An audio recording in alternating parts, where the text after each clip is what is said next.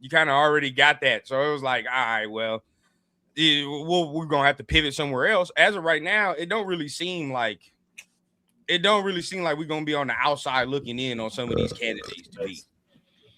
No, it doesn't. At the top of your list, Brendan? Oh yeah, I've been with Kubiak from the start. That was my guy from the start. He was plan A always. I just like what he do with that run game, bro. I mean that. You feel what I'm saying? Sam Darnold can win the game with 175 passing. Oh yeah, I can deal with that. And if Kenneth Walker's doing that, you bet your ass my 6th drafted overall running back better be doing what Kenneth Walker is doing. So yeah, 100%. I'm with that. Mm-hmm. Yeah, same, bro. Same. Yeah. Hey, did you hear the news about Mike McDaniels? Yeah, OC with the Chargers, bro. That is ugly. I don't like him with Justin Herbert. I will say that. Right? It's gonna be a rough one, bro. They're gonna lose Minter. So you give it and take it away. So either way, that defense ain't gonna be what it was. You know what I mean? I remember that Chargers defense before Minter got there. Me too. So, their attitude completely changed. Yeah. Now I would love to see if it's going to, you know what I mean? I would love to see if it remains that way. You know what I'm saying? That's what I want to see. Yeah. What about McDermott, bro? Does McDermott cross your mind as a possible option? No. If I ain't want Harbaugh, why the hell would I want McDermott? Hey, look here, bro. You gotta keep it a bean. Yeah, yes, you could say they build the culture and stability, but at the same time, bro, like if you can't win with Josh Allen and you can't win with Lamar Jackson, all y'all up in here, you mean to tell me you confident he can win with Fernando Mendoza as much as y'all talk?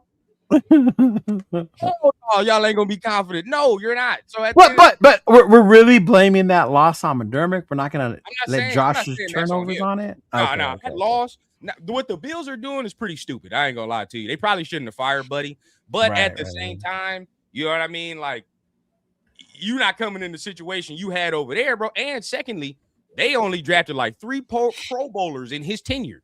I know, yeah. You know it's bad when they're arguing about Kean Coleman. Bro, like, that's when you know it's bad, right? Yeah. I'm here, and you mean to tell me you want to get a coach that's drafted 2 Pro Bowlers to this team? Okay. Yeah, all right. All right, we for sure gonna be fucking off the draft again. Same with Harbaugh. You know what I mean? So it's like, nah, it's young coaches for me, bro. We gotta go young at this point. I agree. Gotta go young, bro. I mean, I don't see why we don't. I mean, our last 4 out of the last 5 head coaches we've had are retreads. Like that, they're retreads. Jack Del Rio was a retread. John Gruden was a retread. AP wasn't. Josh McDaniels was. Pete Carroll was. You feel what I'm saying? Like that's 4 out of the last 5 guys, bro. And the one time we did have a rookie head coach, we fired his ass after 1 year. So you think it's time to go young, look for something new again? You gotta bite the bullet, even if he sucks year 1. Now, if he's just complete dog shit, you can tell, right? It's like, all right. Yeah. Because especially if it's Kubiak's the one calling the play, so there ain't nowhere to hide, bro. You feel what I'm saying? Like if the offense is scoring like 7 points a game, you're like, all right, well, this motherfucking sucks. But say we do, right? No, say we are like that, right? But and we know it's not so much the scheme at this point, but it's more the players aren't able to execute the way we need them to, you know? Oh, you can live with that. I can live with that, right? Like, even if we say we win only like 5 games next year, but you see, like, we got a quarterback, you feel what I'm saying? Like, there's a couple talent, there's talent on the team. You know, if we just put a couple things right there, it's like, all right, I can live with that. You don't fire the coach after that. You got to let him ride it out. I know Navman ain't talking shit again. Here we go again. I'm not gonna start with you, man. The only film you watch is like that 1970s Harry Bushy film, bro. Come on now. Let's be real. Come on now. We've seen the show. We've had you on. We know what it is, bro. Come on now. You know? If you don't, I'm just scared. I'm scared of that Davis Webb shit, though. I'm gonna be real with y'all, bro. Yeah. But that's what trips me out. If you're so pro young, why are you afraid of Webb? Bro, I want young, but I'm not stupid. Like, it's like, look, I'm not saying everybody that wants Davis Webb is stupid. Don't get me wrong. That's not what I'm saying. But what I am saying is this. At the same time, we can look at the correlations. We don't have to go so young and be like, oh, man, he's 30. People are going to say he's Sean McVay, right? Oh, he's Sean McVay. Sean McVay was 30 when he got hired. Sean McVay was calling plays for Washington when he got hired. He was the OC, like the literal OC. So, like, Davis Webb is not calling plays. The only calling card Davis Webb has is working with a quarterback. That's it. Right. Yeah. So it's like, well, shit, Fernando ain't the only dude on the team. Who the fuck else is on the team? You know, we got to see who's calling plays, who's going to be doing the defense. So, like, I don't know. I saw something about Cliff Kingsbury. I'm not a Cliff fan. I mean, I know some people are. I'm not a Cliff fan, bro. Cliff is slimy to me, dog. I was about to say. I know you have your reasonings behind Cliff, and we're gonna be looking for an OC in 2 years if we hire this mother. I already know him, bro. Cliff only like you when you got the top 2 pick, or you can hire him.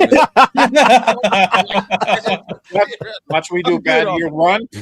Yeah. The crazy part is, I want what's happening in Buffalo to happen in Washington to find out why they remove Cliff from that.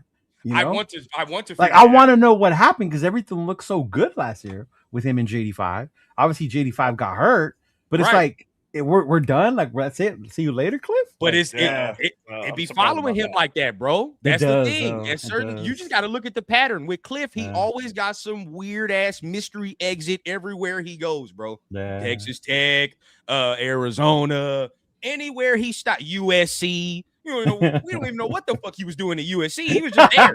He was just there. He was just there. I swear he was just there when he was there. He really was. Caleb's and vibes, bro. Like, it's no. He really didn't have to coach Caleb at all. Like, Caleb was doing it all fucking himself. I remember when he didn't have to do anything. When he went to Washington, people were saying that the Redskins were going to trade up to get Caleb, right? Because of the ties Cliff had to Caleb. I was like, bro, he was just there. Like, what are you talking about?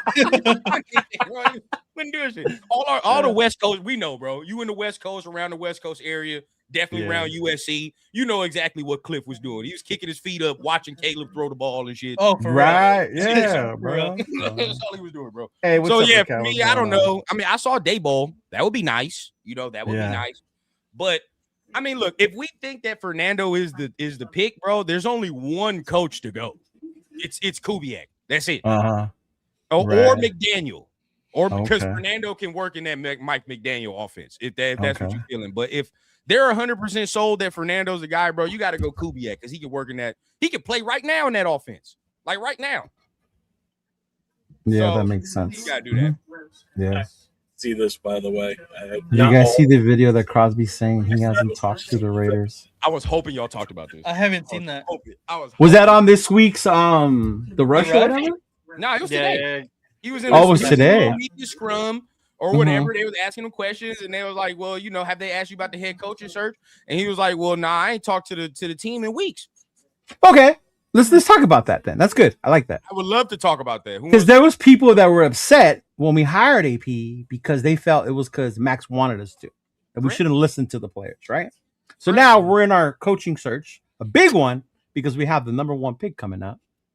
Should they be asking Max, who do you want as coach? Or should Spytek and Tom do their thing and then, hey, Max, this is your coach? Oh, I don't know. What do you think, bro? You want input from the motherfucker that just threw a tantrum 2 weeks ago? I'll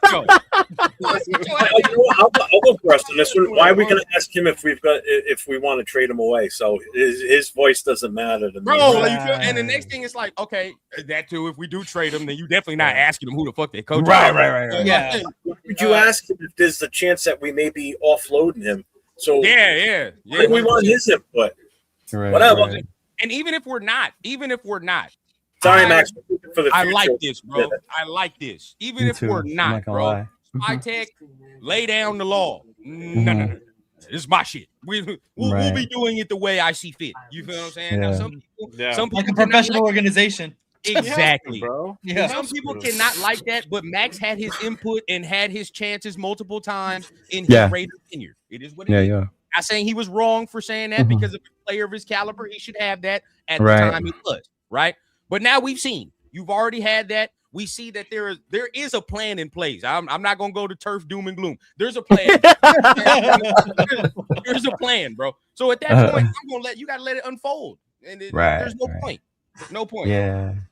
What's up, Leo? Yeah. I'm not mad that they're not like Hey Max, what do you this coach like? Oh, that's why should they be contacting? I know who they should be asking. Fuck all that, boy. Go ask 89 who he wants. That's what I want. Go ask 89. Go ask 89 Put the numbers the other way. 89, not 98. Yeah. Ask 89 and number 2, especially the most. You got a quarterback that's gonna come with him. You got a head coach that's probably offensive that need to be able to work with him.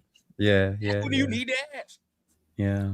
But having no contact with your franchise player, not even just about the head coaching situation, that doesn't ring good for me either, considering he just got the surgery. Like, just checking up on your player. Like, hey, how you feeling? Blah, blah, blah, whatever.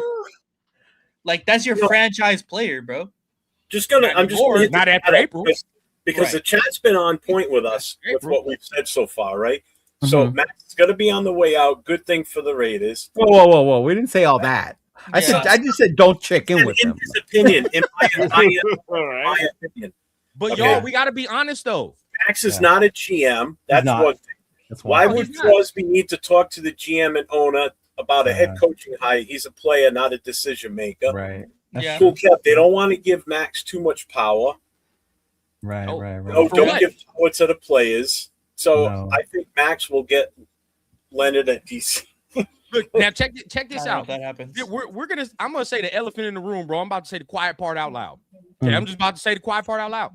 After April, Max ain't the face of this franchise no more. Oh no, it's not. This is real talk. He's not. I mean, and that's not a slight. It's not a slight. It's not, but he's right though, because the position quarterback first overall. Yeah.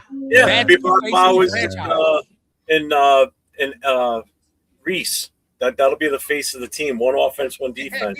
I think Mendoza. Can you imagine, boy? I keep telling you, y'all ain't gonna be satisfied till Josh Dobbs is QB1. You ain't gonna wait. You ain't gonna be satisfied. Man, you better stop with that. Okay, just wait. But either way, bro, like it's just the quiet part. He's not going to be the franchise, the face of the franchise anymore. Right. You know what I mean? So it's like, well, we're going to become if some fans have their way that I've seen in our chats in the last few days, we're going to become the Las Vegas Hoosiers because everybody wants the QB. Yeah. We got to get. I hope not. I hope not. Yeah. We got to get all these guys. We got to bring them all over. We need to make him as comfortable as possible and draft all the Indiana Hoosiers. Yeah, we got to get Coogan. We got to get Surratt. We got to get. I'll take Coogan. I'll take Coogan too. I'll take Coogan and Surratt, and that's it. Those three. There you go. You know what? Right there. Yeah, but they want everybody though. It's not gonna happen. That's not the way it works. You know. Yeah. Just no. Hey, I'm gonna be real with y'all, bro. Yeah. I mean, when we get to the Fernando question, I know we can talk about it, but that team is not talented. That team's not fucking talented. If you look at, they're comparing that team to 2019 LSU. There's not a single body on the Indiana team that you're taking over anybody on LSU in 2019. That's Joe Burrow year. Stop. Right. Including Mendoza. Bro, Jamar Chase and Justin Jefferson had damn near 4,000 yards combined. That 2019 year, bro. Like you're not taking no fucking Elijah Surratt over that. Stop. No, nobody's doing that. Still not taking Mendoza. He's on a run first team. Run first team. What are we gonna be? We're gonna have to be a run first team. We should be though. We should be. I don't see why we don't. Running back 6th overall. You have to be. You have to be. There's no other choice. They have top tier talent, but want several of their players and their coach. I don't want any player besides Mendoza. The coach is definitely not coming here, bro. I don't even know why people even brought that Signetti shit up. Like, it's not happening. I think that's absolutely ridiculous when people were saying that. Thank you. What about Signetti? I'm like, why are you even wasting your breath? That's a foolish thought. It's not going to happen. You know what it is? It comes down to the, like, you see the new shiny thing, and it's like, oh, we got to go get that. You know? Like, oh, look at what he's done over there. Without really fully understanding, there's some coaches that are built just for college football and are happy coaching college football. That's good. Yeah, that's okay. And that's good. That's good. Saban himself said it, you know? I'm a college football. Saban left because he saw the changes that were coming to college football. He knew NIL was coming and what it was going to do, you know? And he said, I'm out. This ain't for me anymore. I fuck with Pons too. Pons is another one. We do need a nickel, so I will say that we do need a nickel. I do like Pons. But other than that, I mean, hey, look, I'm gonna let Jeff, I'm gonna let LV start it off because I know I'm probably the only one on here that probably do like Mendoza, unless my boy Jay. No, Jay does. Jay does. I do. Yeah. So let's give everybody a quick context. So we have a little treat for everybody. We're gonna have a little debate, and it's gonna be the Mendoza guys versus the anti-Mendoza. Time out. Real quick before we start. So who are the Mendoza guys and who are the not Mendoza guys? Well, you already know. You tell us. Mendoza, man. Put yourself. You tell us. Well, I'm just saying though, because there's some people in the chat that seem to think I don't know what I'm talking about because I don't like Mendoza, but another guy says the same thing, and he knows what he's talking about. And there's only one difference between me and him, and that's the tone of our skin. I'm just saying. I'm just saying. And this is funny because honestly, like last year, I was all against who everybody in the nation wanted to pick last year, which it's spilled milk. But I didn't want that. Now this year, we're getting into that now, Mr. Bro, I feel slimy, dog, because then it's like, I agree with all these motherfuckers now. It's like, I don't feel good about that. Shit, that's funny. No, you know what? And I'm with you. I was just saying that to joke around. Everybody knows I don't want to draft him. My option is to trade the fucking pick. Yeah, that's what I would want to do. Yeah. Okay, yeah. So you look, my argument, although I do like some of this argument circus, my argument will not consist of these things. I have some actual bullet points I came prepared. God damn it! I knew I was going to come. I told you he's gonna have an index. Oh, he was prepared yesterday morning, bro. He had fucking names of players. I don't think he was born when they played. I'm ready. Listen, but hey, I want to hear from y'all though, because real talk, like when I'm on Twitter, you on social media, anytime you say, "Oh, I don't like Mendoza," you ask somebody why, it just be, "Oh, the vibes. The vibes aren't right." Yeah. There you go. I agree. And same thing the other way too. Again. I'm not gonna listen to that shit if you're just like, "Oh, he don't look like a number one pick." What does that mean? He doesn't run around and throw across his body 70 yards. Huh? Like you feel like I don't like this shit, bro. I don't like this. But that's on y'all. I know y'all ain't gonna do that. No. It ain't. We talked about it yesterday. Like there's certain stuff that we talk about what we don't like that we don't need to bring up. Yeah, that's separate. Yeah. There's certain other shit. Like, certain other shit. Yeah. But y'all go ahead, man. Let us know. Go ahead, man. Start it up. Yeah, of course I'm on the anti-Mendoza side. Yeah. LB start us off, bro, or Jeff, because Jeff, y'all. I want to hear from Jeff. I know he's been holding them back a lot. You gonna start us off strong, Jeff. You gonna start us off for strong. Sure. That's why. Oh, you kind of want me to go last, to be honest with you. Why? You gonna start us off strong. Yeah, I got a whole sheet of stuff, so go ahead. Yeah, that's great. I do want to hear from you though. But they're mostly rebuttals.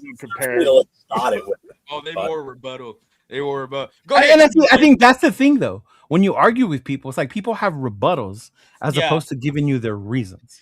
You know what I mean? I was literally arguing with my fucking self just on the drive home. I was like, but then he's gonna say that. But then he's gonna say this. I was like, fuck. Go ahead, Cheeto. Start us off there, Cheeto. Start it off. Yeah. I got it. Okay. All right. All right. So basically, rundown's here. I know Jay's on board with the whole Mendoza thing. Rundown asked to come in to kind of debate all this, right? So he obviously thinks he's the guy. So I guess we kind of break this down a little bit. So what's the ceiling that you have for him? Like how high do you think his ceiling is compared to where he is? Is that was a question for me and Jay? Yeah, because I'm definitely on the don't take Mendoza. I'm on the same path as Leo. I've been on this path since before he even became the talk, to be honest with you, because I think right now the situation we're in, it's more vital for us to get as much talent that we can plug and play rather than plug and wait for it to charge where they're good enough. We need guys that can come in and have an immediate impact on this team and start seeing some progression. I'm not saying win it all in 1 year, but I'm saying let's open up and start making some progress and moving forward and showing some life in this team to give the fans hope. And bringing in a quarterback with that number one pick is not the best value with the number one overall pick in the draft. I'm sorry. I don't see it that way. I don't care how good he is, how great he looks in college. It's everything that this team needs. We're at a vital point with this organization right now. We've got the number one draft pick. We've got so many things that we need. Our depth is invisible because there is no depth. Our starters was the depth this past season. We have so many holes that need to be filled. It's insane. So taking that one pick that's not value, getting just a quarterback that's not even guaranteed to even start next year. Okay? So where do you think his ceiling is coming into this team based on what we have right now for talent before we address free agency and before the draft? But if he comes in here as the quarterback now, do you think he could operate in an efficient level with this current roster? Wait. Before we move on, I know me and Jeff are on the same team, but I just realized it's for different reasons. It's not that just the fact that it's a quarterback we're taking. To me, it's this quarterback. Right. All right. For me, if it was like Caleb, I would not be up here questioning shit. Oh, I would be up here. I would be up here feeling ashamed of myself as a Notre Dame fan that I want Caleb from USC. Right? Mm-hmm. Like that's where I would be. It's not the fact that it's a quarterback. It's just to me, based on the fact that it's a number 1 overall pick, to me, him as the quarterback being the only one in this draft, it doesn't seem the value is there for a quarterback like him, if that makes sense. And we'll get more into reasons why. And stuff like it's see, the one thing that people tell me all the time is, what do we do for a quarterback? Okay, I know I'm asking the question, and I wanted you to rebuttal it, but I got to keep building on this because this is just, it gives me more fuel for this, I guess. You take him as that number 1 pick, right? That's the value of that number 1 pick is also the fact that the pressure is on the head coach, the GM, the player himself to come in and be that number 1 caliber player. And if he doesn't live up to that, okay, now don't take into the equation the whole Jamarcus Russell thing. I'm all for taking a risk, but you need to make sure that that's the right guy, okay? When you could do something where you move back in the draft, okay, you get 2 immediate starters right away, because if you pull off 2 first-round picks in this year's draft and 1 more for next year, if you trade with the right team, okay, you can still take a quarterback that's going to have less pressure to prove himself. Because when you come in as the number 1 overall pick in a draft as a QB, all the pressure is on you as the organization, the coach, the coordinator, the QB coach, that player, to perform like that number 1 pick. Whereas if you pick a quarterback at the end of the first round or early second round, and I'm looking at like Chambliss as the next best quarterback coming out of this draft, okay? So say it is Chambliss, even though, yeah, okay, technically he's not ready. It doesn't matter if he's not ready. We'll have time to let him grow into that position, but still build other things around this team. So when he is ready, the whole team's ready. And then we just set sail. Now we're moving. There's less stress on that player in the organization. There's so much pressure on us with that number 1 pick to take a player that's not a plug-and-play player, where you're going to get that full value for that first pick. And I just don't see it with Mendoza. I don't see it with any quarterback, period, right now. There's nobody in this draft that is worth that first pick that's a quarterback. I'm sorry. I'd be taking like a Bain or a Reese. Or if you want to do something else with the number 1 pick, do that. Or you move back, get extra picks, and then build this roster up.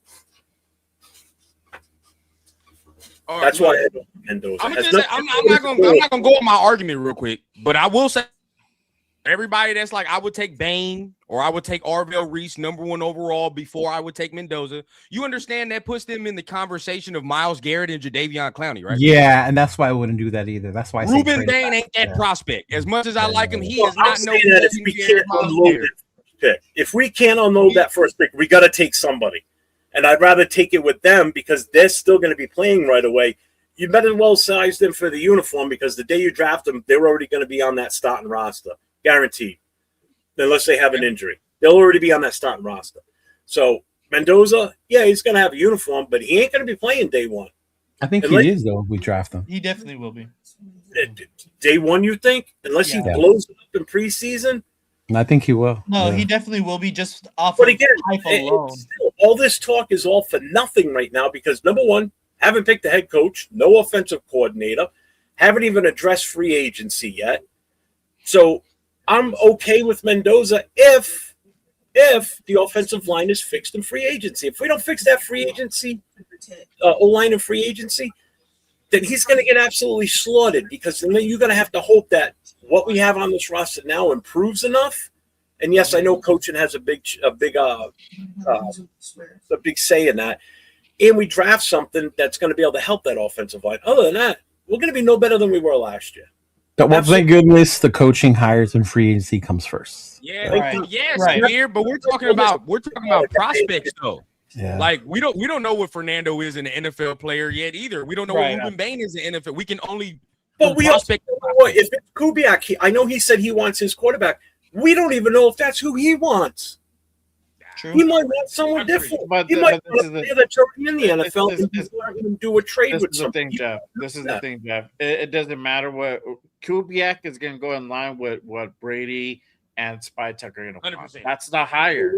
Go in line with hire somebody with the vision. That's why I say the vision needs to be like if they're sold on. But this is the thing: if they're sold on him. So is Kubiak. They're not hiring no coach that's not like that's yeah. We just went through that. We just went through that, bro. You know what they're going to do. So do you get probably? But if you get a yes man as your head coach, are you getting the best possible head coach at that point, or you get yes man going to go along with what you? But that's the thing. Like, but okay, so if we're in the interview process, right, and that's what I said yesterday. And John Spytek and Tom Brady are like, hey, yo, we like Fernando. Okay, so so the next prospect that come in here, if he come in here and be like, yeah, I would trade the number 1 overall pick and do this, they would look at each other and be like, well, cross his ass off the list because he not going to work off what we want. We want Fernando, right? And that's what it is. So the next coach that come in can say, man, I take Fernando. He can work like this in my office. They'll look at each other and circle his name and be like, yeah, all right, we can fuck with him. That's probably what's going on right now. I would doubt that they're in there like, oh man, we're just gonna look at whatever coach and just go whatever the fuck they want. I don't think so.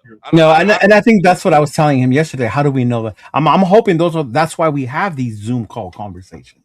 You're making sure, like, hey, we're thinking about taking Fernando. What do you think about him? Like, what would you do? How would you build? Right? Like, those are the conversations that we're hoping are happening and should be happening. Right? Okay, real quick. Because you know, I'm always going to defer to y'all for shit I may not know. Mm-hmm. When Jamarcus Russell was coming out, did he have any concerns? Okay, here's the thing. Yes or no? So here's the thing. Coming out of LSU, he had the guts. If you did your homework, mind you, it wasn't the age we live in now with social media and the internet. Right. You had to do your homework like in that movie Draft Day, where you had like an investigator go out. You called coaches, you called family members. Like that's how you did it back then, right? If the Raiders were to do that, based on what I've learned now, between now and then, the concerns were there with Jamarcus. Al just didn't see them or care about them. So it's like, and it's the same thing with Marinovich too. Everything is, and that's how I stumbled upon the Marinovich video because I was doing the research on the. Look at that, Nap. I do research. I was doing the research on Jamarcus Russell, right? And I was, what don't we want to do with Mendoza? And that was one of the things that they said Al never did. People were telling him or suggesting to him, but I was like, no, look at that kid's arm. He's the kid. I see the arm. I see the talent.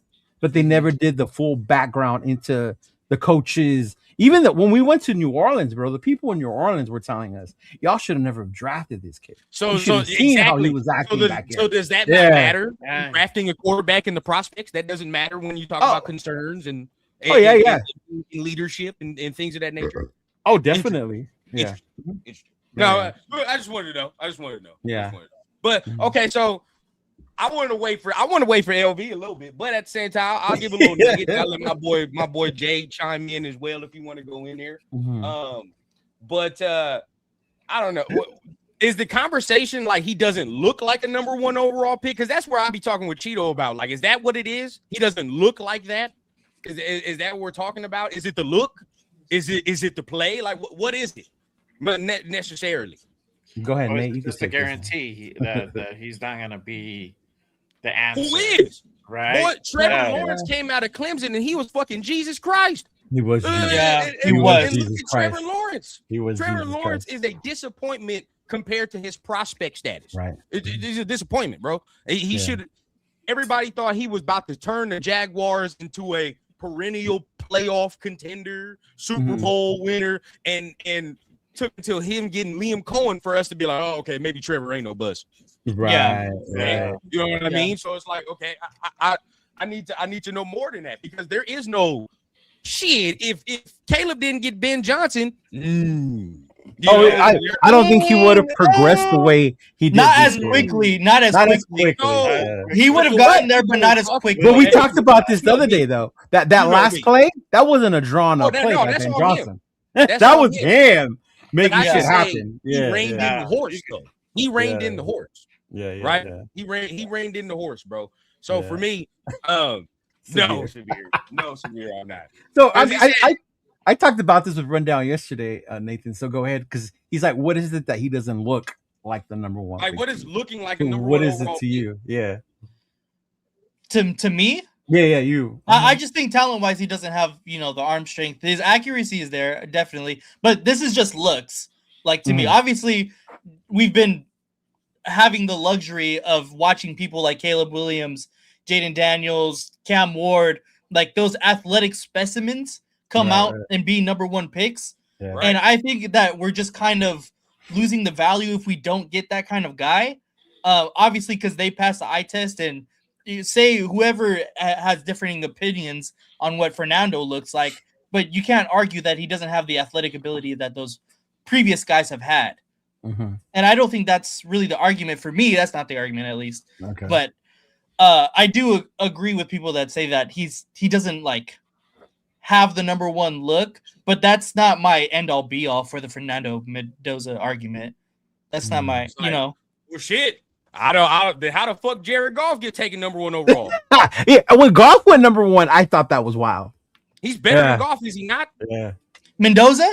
Yes. I think Jared Goff is a better prospect than Mendoza. Oh my god. Jared Goff has a better arm and better about the same accuracy. I didn't agree with that run. I didn't think Goff not at all, bro. Yeah. Shit.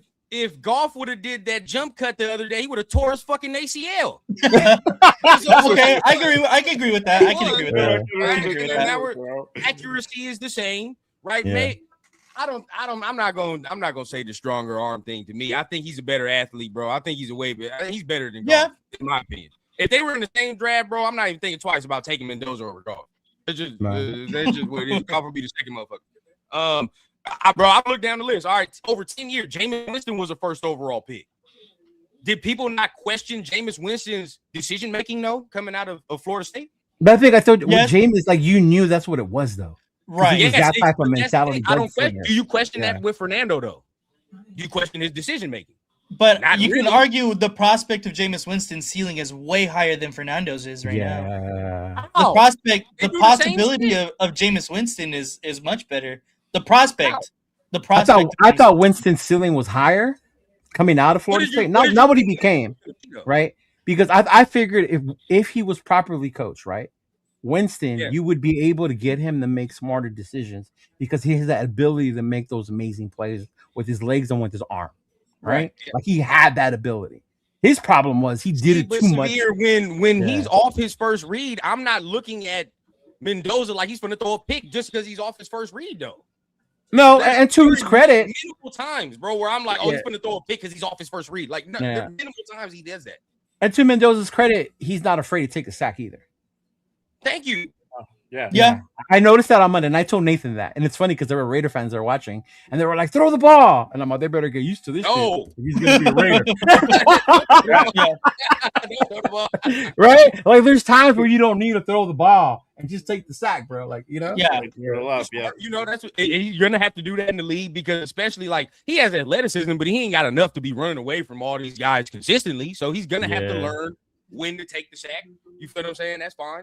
Now, like you can say, I think he's a better prospect than Goff, bro. He's a better prospect than Goff to me.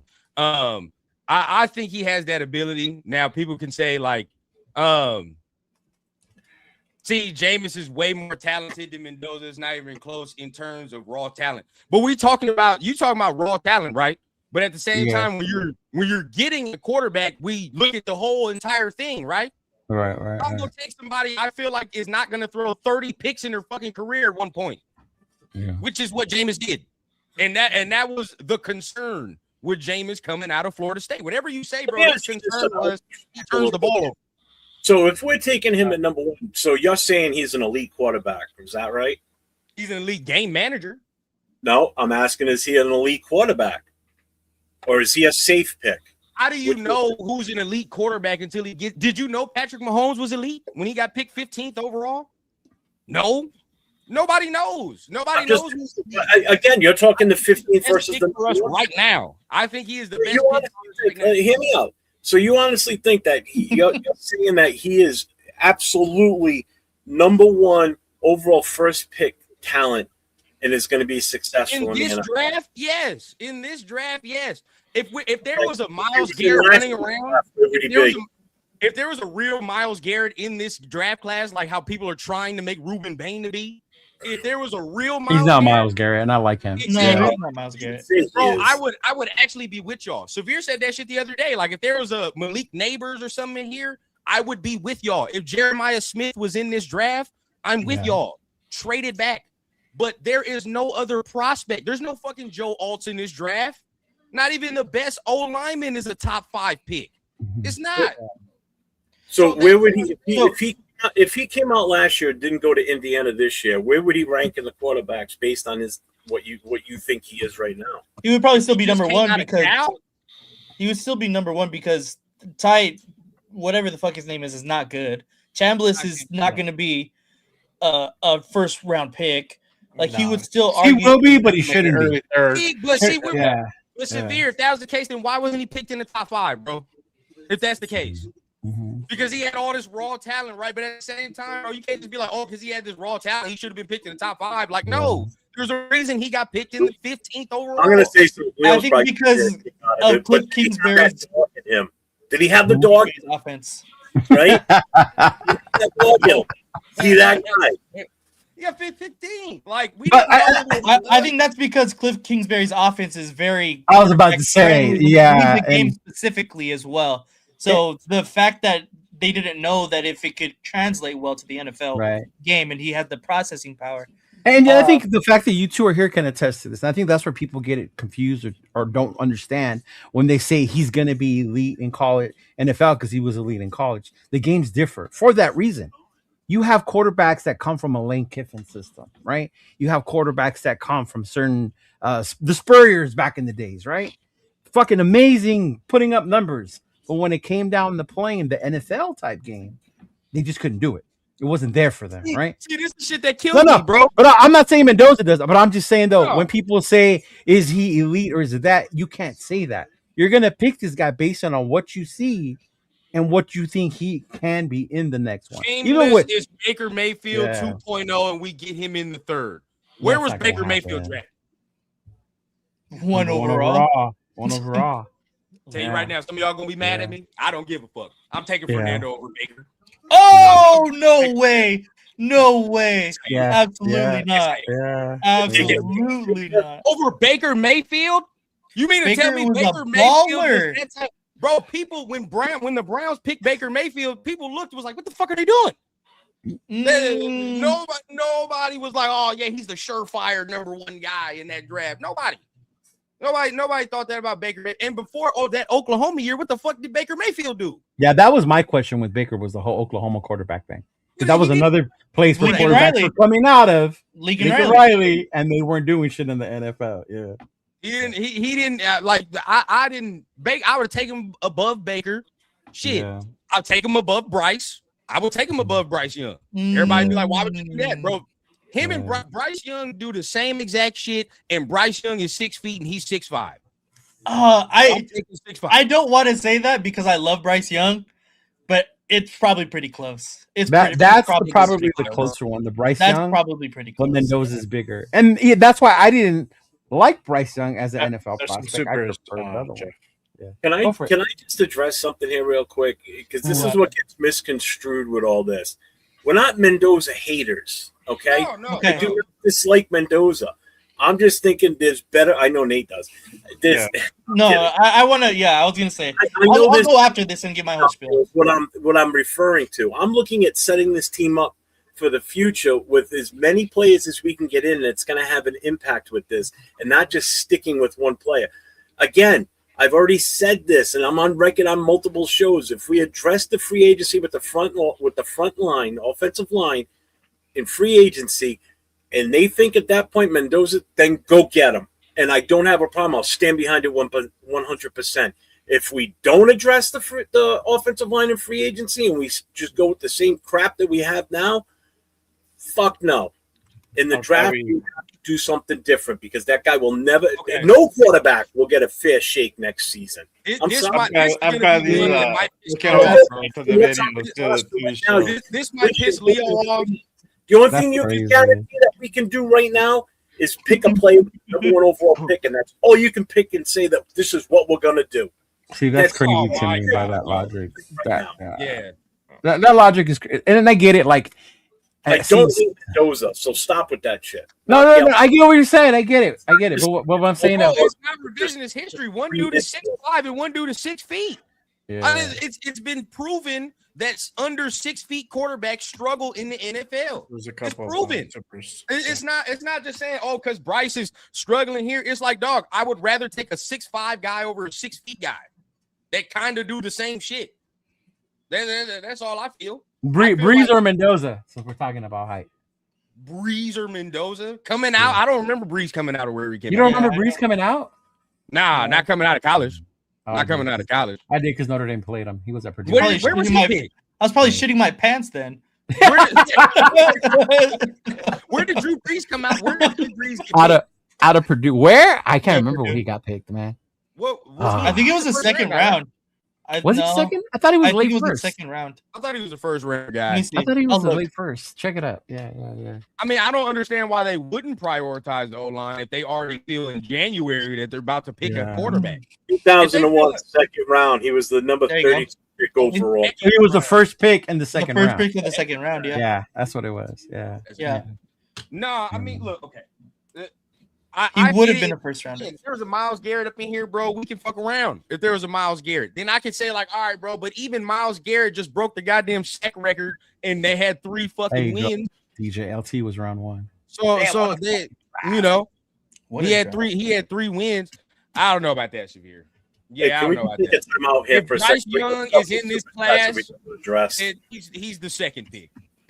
He's the second. We got a super chat from Afakasi, $5 super chat.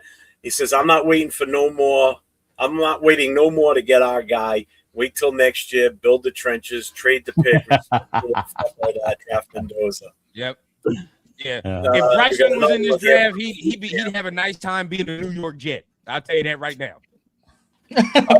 These were over 20 minutes ago when I was going through my rant. This is the part I don't like. Go ahead, read that super chat. But this is why I don't like when people like him. Super chat from G-Fam for $5. Mendoza college football playoff front completed nearly 75% of passes for 555 yards, 8 touchdowns, 0 turnovers, plus a rushing TD in 3 games. Enough said.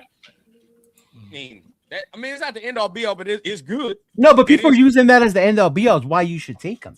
And my thing is, you need to look past those 2 games you saw, plus the Miami one, and base your opinion. Well, I can tell you right now, probably about 75 to 80% of Raider fans only watch those playoff games. I guarantee they didn't watch many during the season. Hey, look, check this is okay. I'll say this. This is probably gonna get Jeff mad, get everybody that don't like Mendoza mad. But I truly feel this now that I'm pretty. I've watched him the whole season now. I know you have. That's why I didn't say you. I've watched him the whole season at this point. We talked about it all year. I already knew about him coming out of Cal. So I feel he has this shit that just makes people better around him. I think that's some of his shit, bro. That's his intangible to you? That part? I think it's part of it. I'm not saying that's the whole thing. So by you saying that means Deontay Thornton's going to be a superstar next year. Betch is going to. You can't do those arguments either, though. That's just, going to make those guys better. Look at what we have. What I'm saying is positions are shit right now. You make it seem like we don't have 10 other picks, though. I think he makes people better around. Picks from last year haven't worked out very well. How are the ones we're going to make this year work out? See, that's that doomsday. And you have that same thing happen, bro. Yeah, bro, come on now. You just don't know. Yeah. Now Thornton. Now there is a receiver that I will say will get better, but you know. Yeah. Oh yeah. Who guys? Who's gonna get better? Nathan and Rundown and Jay. Best, baby. My best jersey's on its way, dog. Come on. I have more faith in Ashton Genty becoming generational than I do in Betch. Yeah, no. I think he makes people better around him. I think it was shown this year. Severe I'm talking about vibes. How is it vibes when nobody knew who the fuck Elijah Surratt or Charlie Becker or none of them dudes was before this year? They definitely didn't know who Becker was. Yeah. Nobody knew Elijah Surratt either. You feel what I'm saying? And I think it was kind of proven in this Miami game. Me and Severe will argue till the cow come home. It's proven in this Miami game, bro. Indiana was not the most talented team in college football. They were just the best coach. The athletic ability and the difference in the team showed in the Miami game. You can literally see the athletic and speed difference from Miami and Indiana in that game. Especially once Miami started pressing them. Exactly. Remember back in 99 for Miami? In the second half, that was suspended for the bro, me and Leo were watching it together. He was a fucking beast. Number 99 was everybody's like, Indiana wins because they're bigger and they're stronger. No, they're not. No, they're not. How many completions did he have in the second half after what's his name came back into the game in the second half? How many completions? Oh, the defender from Miami, the one that got suspended. Yeah, that was suspended for the first half. Yeah. He was 5 for 5. Yeah. In the second half? In the fourth quarter, he was 5 for 5. Mendoza was 5 for 5 in the fourth quarter? Yes. And that drive where he had to go the fourth downs, continue, he didn't miss a pass on that one. Yeah. That was a back shoulder once. That was 2 back shoulders. Mm-hmm. Now we can talk about that back shoulder. Now this is something that some people, you can either be mad or you can not be mad. But if every quarterback had a back shoulder bag, you would see every quarterback do it. Yeah, that's what we said when we were watching it too. Every quarterback had a back shoulder bag. Every quarterback in the league would be sitting there throwing back shoulders. It's not a bad weapon to have in your arsenal. That's a bag, bro. It's just in the club. It's just some people have it in the club, some people don't have it in the club. You feel what I'm saying? It just is what it is. And I think he's got that in his club. Why would I not think if he's doing that with fucking Elijah Surratt, he can't do that with Brock Bowers? He can't do that with Brock Bowers. I can't at any point in the game say, hey, bro, 89, line up one-on-one on that corner over there, bro. We're about to do that back shoulder. I honestly think he could do it with 89, and if there was someone that could unlock 87's potential, it would be him as well. And 18. Yeah. Why not? Hey. We are Mendoza already used to the milkshake. You feel what I'm saying? We gonna be good, baby. We gonna be good. Nah, I think it's fact. Okay. Yeah. I don't know. I guess it would it be different if there was. I think that's the part that maybe gets me is that because there are no other players that are number one, that we're kind of like, well, this is the number one guy, and it's the Raiders' luck that the one draft there's only one guy. If you ask Surratt that question, did I have a better year last year or this year? Which year you gonna say? Which year you think he's gonna say? He would say this year. 100%. Surratt would say this year. Yeah, 100%. He did. He got interviewed. I watched the interview with Surratt. He said this is one of the. This is it. Mm-hmm. Yeah. And he said it was because. Now I don't know whatever the case. I'm not gonna say all that. But I will say this, right? He it's a story with Derek Carr. He said he knew what time it was with this team when they got Fernando and they was watching film because they didn't do that shit last year. That was the one I saw. That was the interview. Right?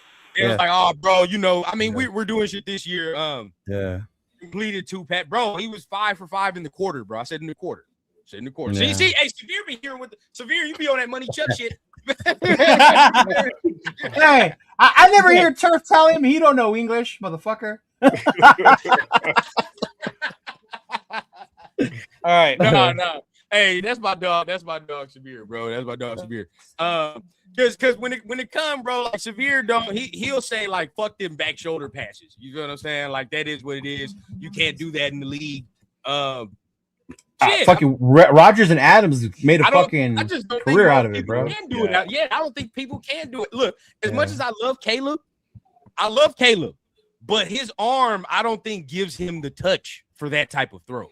He got a strong ass arm. He got a strong ass arm. You gotta watch more Bears. And that's not a slight, bro. Gotta watch more Bears. That's not a slight, bro. That's just them strong arm ass quarterbacks don't have the touch like that. They just don't. Need that finesse, bro. Josh Allen don't got that touch like that. That motherfucker spraying shit all over the yard. I think Allen throws it so hard it goes through his receiver's hand sometimes. I think that's what happened. That was what was happening in Chicago this year too. With what? That's In Chicago this year. That's what happened with Caleb. Yeah. Yeah, Caleb was throwing that bitch too hard, and fucking people were dropping that shit. But that's what, it's not a slight, bro. I just think them strong, like the quarterbacks that we looking at that throw it like that, they really don't have the best touch like that. They just don't. Mm-hmm. Mahomes is the outlier to me because his ad, like he got the arm and he got everything else though. Mahomes got the touch, the fucking movement, the mobility, the vision. He's an outlier to me, bro. Yeah, he's outlier. He is an outlier because he can do whatever the fuck he wants. So that's different. I mean, but when you like, who else is a strong arm quarterback? And you look, it's like Justin Herbert is a little different too. He does got the touch. He has that touch. Herbert's got touch. Herbert just can't fucking win. So that's Herbert just chokes in the postseason. Okay, so let's talk about this real quick because that just made me bring up something. Is that something that we look at like when it comes to like a quarterback? Because remember when Justin Herbert came out of Oregon, the conversation was he don't really like he's a good quarterback, but when it comes to his leadership shit and when it comes to him putting the game on the line, he's not really like that. That was a conversation in Oregon. Right now we look in the league and it's like it's kind of the same shit. I don't think it's kind of the same shit. I think Herbert gets a lot of shit for it because it happens in the postseason when you see his dismay. But if you watch regular season games, though, like there's games where he's gone head to head with Mahomes, and they've gone, to not use Jeff's favorite word, they've gone dog to dog in those games where he's shown his leadership, he's shown his fucking physical toughness, and to be able to get through those games. But isn't that part of it though? What do you mean? Like being able to play in big moments and play. I think it's having that ability to be a leadership, but then there's certain players that when it's the postseason, they're just different. And I get that. And you want a player who's going to be able to be that one. Like we were talking about this about CJ. Like what happens to CJ when the playoffs start? Like Jesus Christ. Right? Too, but so bad. Mm-hmm. And then there's some players like you think about. I can remember Tom being one of them. Joe Montana being another one. Now in the postseason, all that other shit didn't matter. Yeah. Mm-hmm. No, it's crazy. It's not just his stats I like in the playoff games. The kid is just so smart in the way he plays, and I feel he is the type of kid that watches film and studies. Again, feelings. QB is 80 to 90% mental, and this kid has that. Just my opinion. Okay, I'm ready. I'm ready for my little spiel. It's Nathan got that shit. His book. What is not a Philly? Yeah. Okay. Again, I'm gonna go ahead and just reiterate what Jeff said. I'm not a Mendoza hater. I just think that the value of the number one pick should not be used on a Fernando Mendoza. I don't think he's a valued number one overall pick. What's up, Rosetown? So the whole thing is right now, Indiana has the highest percentage of RPO plays ran in collegiate football at 25.9%. That leads the nation. Yeah. The NFL only runs an RPO system 13% of the time. An RPO, if you know, is run pass option. There's two options: run, hand it off, pass the ball. That's your second option. Those are the two options right there. So my concern with Mendoza is he going to be able to get through the progression of looking at multiple receivers downfield? Right. Can he do the look? Correct. I don't doubt that he doesn't have the placement or, that he can make the throws. You can see it on film. He can make throws. And the problem is the NFL game going to be too quick for him? And we've seen what Miami did against him, arguably the best defense that he played all last season, or this season, I mean, when they actually went after him, it caused problems. And it all kind of puts it together is if we don't get the coach that works with the system, that's why when Run said McDaniels and Kubiak, those are the two guys that run the most heavy RPO systems. I love that pairing. If we get that pairing, I feel much better about it. I still don't think that it's, the most optimal because I think that his ceiling isn't the highest. But to me, it's just we have to make sure we get everything around him. Again, another thing is Indiana had the 15th highest percentage of run plays. They were 60.72% of the time they've ran run plays. So to go ahead and help him out again, we need to establish the run game. That's why when I said I wanted Joe Brady, it was in the thought that because I already in the back of my mind, I know we're going to get Fernando Mendoza. So to me, it's just kind of playing the opposition of why we shouldn't draft or why I think that it's not the highest value for number one overall. Mm-hmm. And then again, so who is Joe the Brady value if you trade back? So who would you pick? That's the thing. That's the thing is we need draft.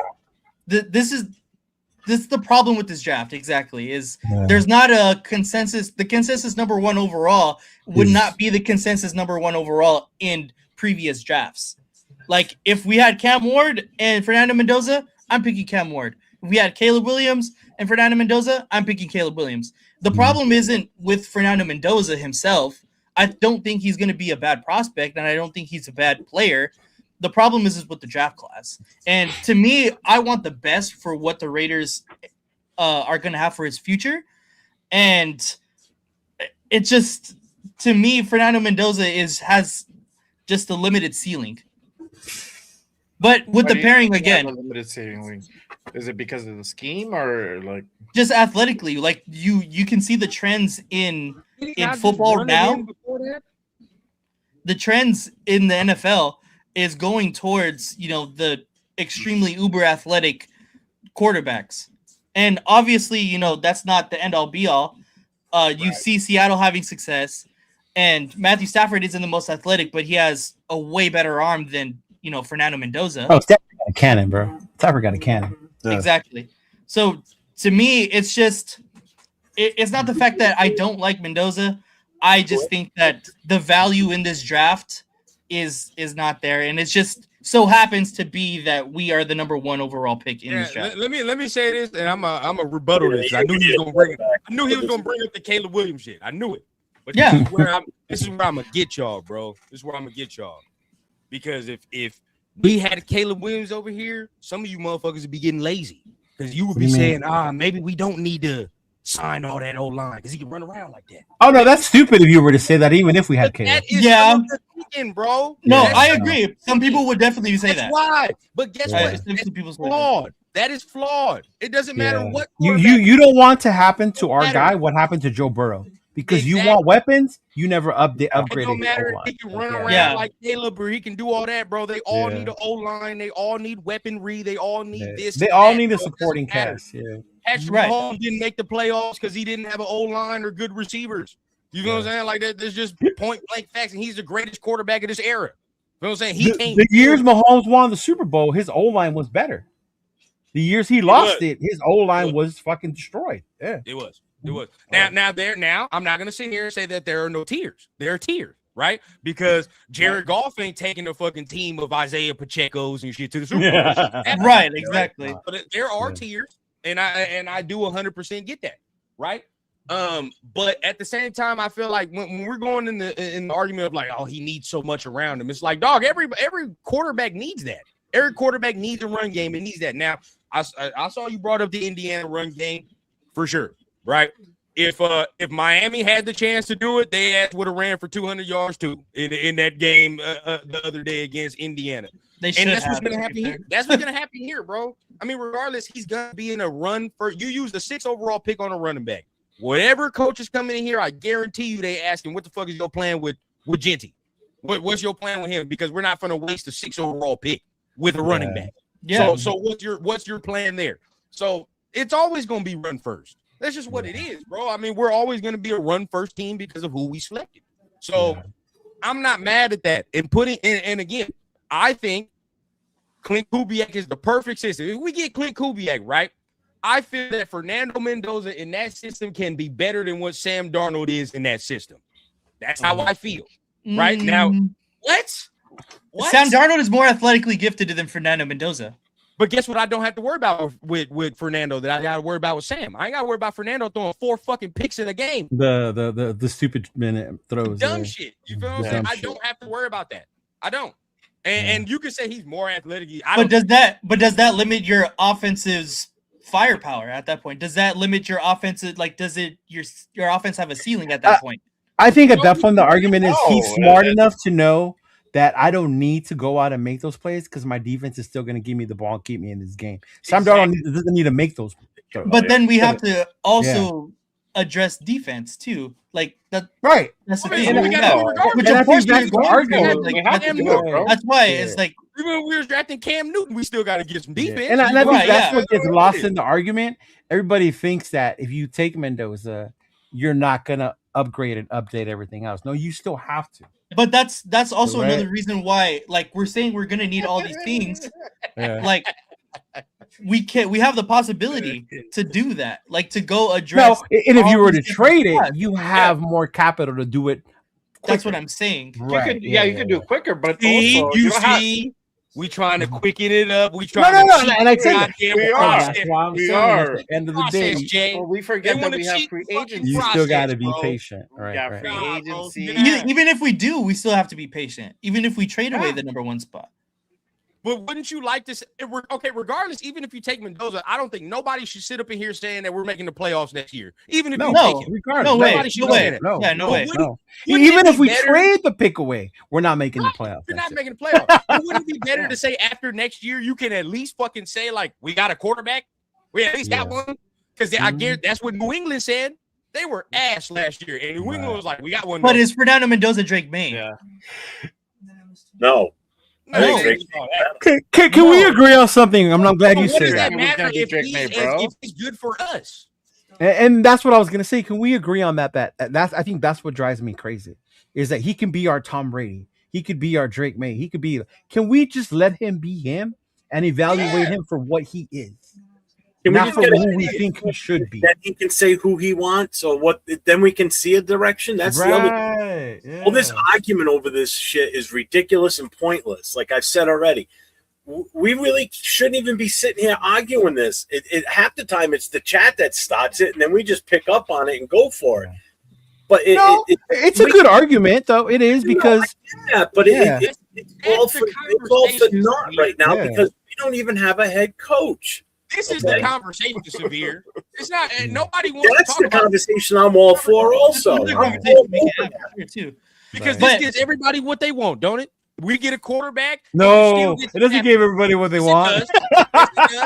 Some of y'all want capital. Because I don't want Max gone, yo. I don't want Max gone. I don't think Max wants to go necessarily. I don't want to add Max to my wall of jersey of players that aren't here no more. Yeah, man. I don't want to reach to the side of the closet where Woodson is, where Carr is. Jay, now all of a sudden we ain't got all these fucking holes we got to fill all of a sudden. Well, you start talking about Max. What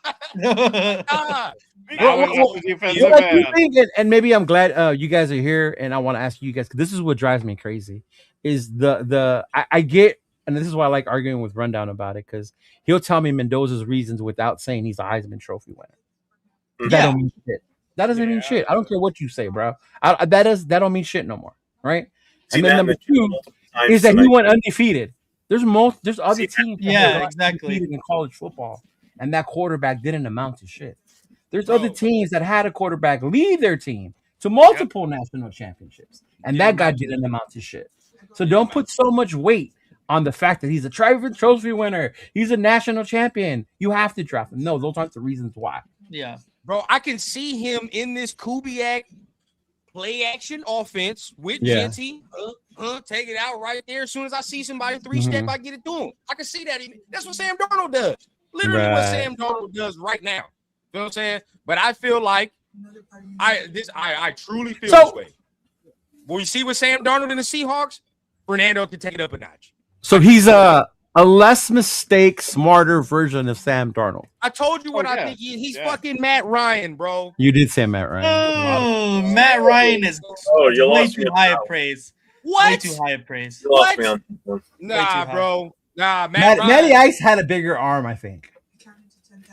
I think we got to go back and watch Matty Ice. I'm giving too much credit for Julio. Bro, go back. First of all, Matty Ice made the playoffs before Julio got to wore a Falcons uniform. Let's not do that. Right? It was a Roddy White. Yeah. You feel me? Your boy Matty Ice was making playoffs. if Matty Ice had won that Super Bowl, he'd probably in Hall of Fame discussions. No capper. Because he would have gone as one of the QBs that. Because he would have got the MVP and that too. Eli Manning's in the fucking Hall of Fame discussion. Come on now, hell yeah, right. But you know, I think he's Matt Ryan for real. And can you win with Matt Ryan? Yes. Oh, absolutely. Yes, you can. Yes, the fuck you can. Yeah. So I'm with it. Again, what if he's a top 11 quarterback? I've said this all the time. If he's a top 11 quarterback, it's worth it. That's worth the. I'm not drafting the top 11 guy at number one overall. Like you're gonna get Derek Carr at number 1 overall. That's what baffles all the rest of these first round picks are in the class of Jameis Winston. That's the other part. He can play out. So that's if he's a top 11 quarterback consistently, you can win a fucking playoff game with. You can literally win a playoff. Okay, let's say this. I get you because I don't like Derek Carr either. It's not my cup of tea. It's not. But at a point in his career, we could say he was a top 11 quarterback, right? We can say that. Yeah, 2016, 2021 season. Maybe even at his peak. Maybe he have his peak. Maybe 8. As far as 8. I mean, there was a reason he was the highest paid QB for a minute. Yeah. Right. So maybe you can even go as high as 8, top 8 quarterback in the league. Can you not win games with a top 8 quarterback in the league? Yeah. You can't win games. You can't win. You can't just say, bro, we got a top 8 quarterback defense. Don't fuck this up over here. Don't give up 35 points. You know what I'm saying? Like, bro, I guess that's my thing. If he is a top 8, but I want a top 8 quarterback that can win the game for you, not one that you can win the game with. If I'm going to use the number 1 overall, well, we don't know what's up with the NFL. We don't know yet in the NFL circumstance, right? Because I can say all I can say about his college performance and he done came back against this and this and this, but it's different once you got fucking what's buddy from the Chiefs. Big Chris Jones. Yeah, it's different than Chris Jones on your ass. Or Benito on your ass. Or Benito. Yeah. You know, that's a whole different story. So we don't know. Right. I don't know yet. I can say, he's a winner off of Indiana, but I don't think none of us truly know if they're winners until they get in the league. Yeah, I can agree with that.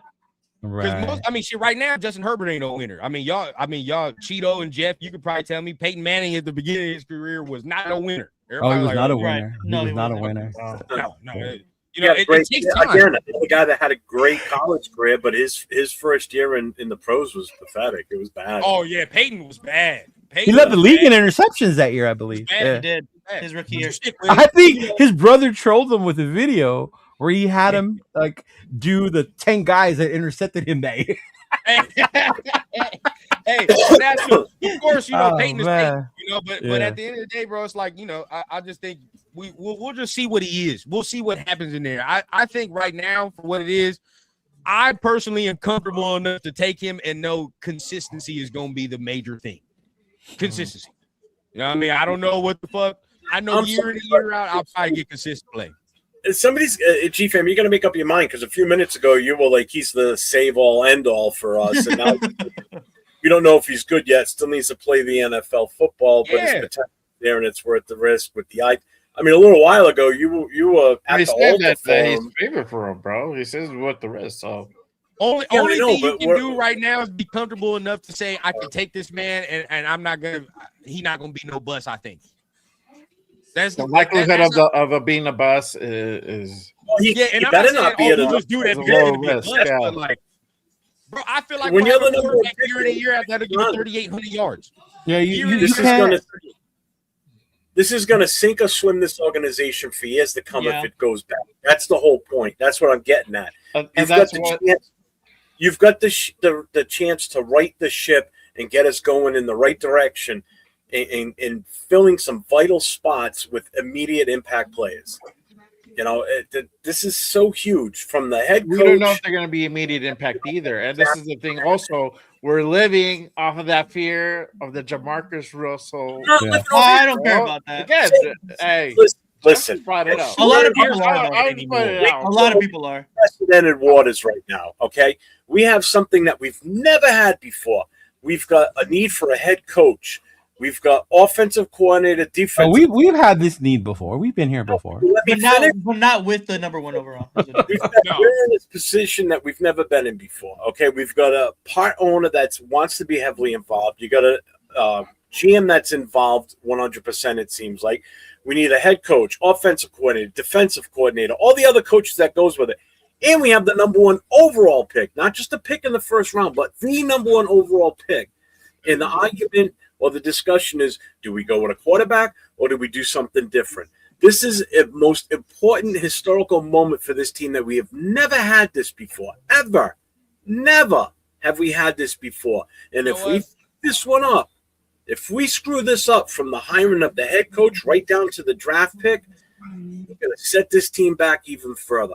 And this is agree. Do it right and build this team. If they want to do a complete retool, then I don't think taking a quarterback with number one is the right way to go and do a retool. Get everything else first. I will agree and disagree with this sentiment. Okay, I agree with the fact, like, yeah, bro, you know, so doomsday. This is uncharted territory for us. It's uncharted. Yeah. I just looked at a list. You know, Cheeto, we talked about it for years, bro. Yeah. We only got one first-round quarterback in 10 years. In the last 10 years, one. Yeah. Right, like that. There is no quinky dink. Why our quarterback situation is fucked off. You gotta take this swing. And that was our own mistake by not bringing in a quarterback because we had Carr. 100%. 100%. Yeah. Now this is where I'm at. This is why I disagree. Because we're finally in the position that these other fucking teams have abused for years. The Jets on what quarterback? 30? The fucking Cleveland's on what? You feel what I'm saying? We still swing. Last year. We still swing. I don't give a fuck, bro. I'm at the point now because, and I'll say this, maybe it's flawed way of thinking, but it's draft quarterback for me, bro, because you save money too. You save the bread. If he's not all that good in 3 years, right? You do what the fucking Rams did, and you trade his ass, and you move on for picks because a quarterback. That guess what? If he is a top 11 quarterback and you feel you can move off him, wasn't the Colts trying to give us first round picks for fucking Derek Carr? They were. The Bears did it with Fields. They had their chance. They experiment. Before you give this man big money and you figure out that he's not the guy, before you got to pay this man $60 million, you trade his ass and you go again. Yeah, this is what it is, bro. We can't be scared.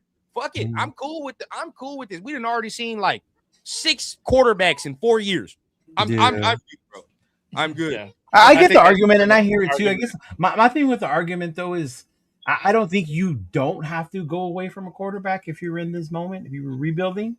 My thing is just I don't see him as that like game-changing type quarterback that I can't pass up during my rebuild because he's there for me. To me, he's more of a game managing type than he is a game changing. And if I'm drafting a game manager number one, where I still have to get the rest of the pieces for him to manage, am I really going to get the most out of him, say by year 2 or 3, which is my hope, right? But there's other ways to do it. You get free agency, all that other bullshit. Like I get over the last 5 years, I think as the Super Bowls in the Super Bowl winning quarterbacks, weren't they game managers in the last like 5-10 years? Other than Mahomes? It's been all Mahomes, so it's kind of hard to. Isn't Mahomes the only game-changing quarterback that has won a Super Bowl in the last 10 years? What would you call Hurts last year? Hurts is a fucking game He's manager. A game manager. Yeah, I was just asking. Do you know how you felt about all Hurts got to do is. Yeah. AJ! Throw it, bro. Hurts is definitely a game manager for sure. Who else? Who else? Nick Foles. Oh, it's manager. Yeah, Nick Foles is a manager. Tom's a manager. I mean, I don't care what nobody say. I mean, Tom Brady. Not even, yeah. Tom ain't no game changer. Hell no. Nah. I mean, if you want to, I don't know. When the fourth quarter, with the game on the line, it shit changes a little bit. Yeah. But see, a little bit, yeah. If somebody said that about Fernando, somebody be like, "I don't give a fuck about that." Oh, shut up. Fernando's not this. If somebody said that about Fernando, right? Mm-hmm. So it's like because it's true. I've seen in fourth quarters where Fernando turned his game up a little bit. I've seen that. You know what I mean? So it's like, okay, so whatever the case. But Tom Brady's a game manager to me, bro. He's not, you know what I mean? Like he'll except for that year he had Randy, that was different. The year he had Randy was different. Yeah. Stafford. Stafford's a game changer. Stafford is a game changer. It's hard, Stafford's a game changer. Stafford is a game changer. Because sometimes Stafford plays like a game manager sometimes, but that's because he can't fucking move. So it's like it's because of his old age. But like Lion Stafford, but he changes the game. Yeah, he changes the game with his arm though. Stafford changes the game. Okay, now we're talking about like Lion Stafford. Stafford is a game changer for sure. Yeah. But then again, how much is that game changer shit really worth? Because his ass was terrible in Detroit. Terrible record. And he had one of the greatest receivers ever. But he had horrible fucking managing, coaching, like, and they didn't do shit for him. Right. How much can the game-changing talent overcome all that? It can't. Well, that's the thing. Yeah. But even if you don't address that with Mendoza, then you're even worse than that. You have even less. All right, real quick, we got a shout out here to LS with a $10 super chat. He says it's all about what they do after that number one pick. You got to give Mendoza the best possible environment to succeed. Bro.